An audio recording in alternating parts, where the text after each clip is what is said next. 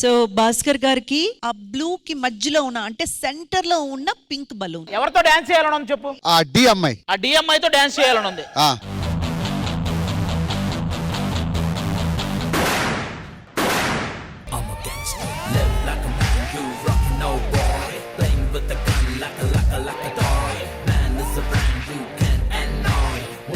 ఆర్మీలో ట్రైనింగ్ అంట మనోడు.